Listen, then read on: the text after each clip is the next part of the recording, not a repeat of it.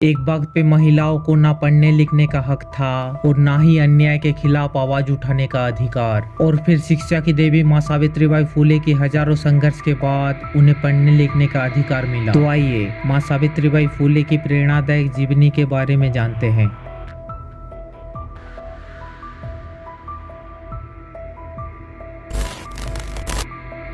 3 जनवरी 1831 को महाराष्ट्र के नायगांव में जन्मी सावित्रीबाई फुले का जीवन इतना भी आसान नहीं था।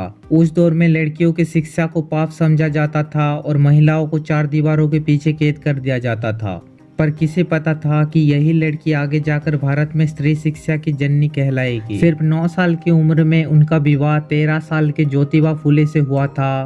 पर यह विवाह साधारण नहीं था, बल्कि एक नई क्रांति की शुरुआत थी। ज्योतिबा फुले खुद एक समाज सुधारक थे और उन्होंने सावित्रीबाई फुले को पढ़ने के लिए प्रेरित किया। पर मुश्किलें कम नहीं थी। जब सावित्रीबाई स्कूल जाती थी तो समाज के ठेकेदारों उन पर पत्थर और गंदगी फेंकते थे, पर फिर भी उन्होंने हार नहीं मानी, बल्कि शिक्षा को अपना सबसे बड़ा हथियार बना लिया। साल 1848 में सावित्रीबाई और ज्योतिबा फुले ने मिलकर पुणे में भारत का पहला कन्या विद्यालय खोला। ये कदम समाज के लिए बहुत बड़ा झटका था। लोगों ने उनका विरोध किया, जाति और धर्म के नाम पर उन्हें धमकियां दी, यहाँ तक कि उन पे गोबर तक फेंकते थे। फिर भी वो रुके नहीं, बल्कि एक और दूसरे साड़ी भी लेके जाती थी। धीरे धीरे उनके स्कूल की संख्या बढ़ी और हजारों लड़कियों को शिक्षा मिलने लगी। सिर्फ शिक्षा नहीं, सावित्रीबाई फुले ने समाज में हर तरह के भेदभाव को खत्म करने का बीड़ा उठाया। उस समय विधवाओं का हालत दयनीय था।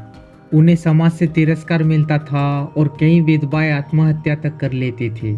लेकिन सावित्रीबाई फुले ने 1863 में उनके लिए बाल हत्या प्रतिबंध गृह खोला, जहां वो विधवाओं और उनके नवजात शिशु को सुरक्षित रखती थी। दलितों के हक के लिए भी वो हमेशा लड़ती रही। वो जातिवाद की जड़ें हिलानी चाहती थी ताकि हर व्यक्ति को बराबरी का अधिकार मिले। 1897 में जब पूरे पुणे में प्लेग महामारी फैली, तब सावित्रीबाई फुले ने अपना सारा समय बीमारों की सेवा में लगा दिया।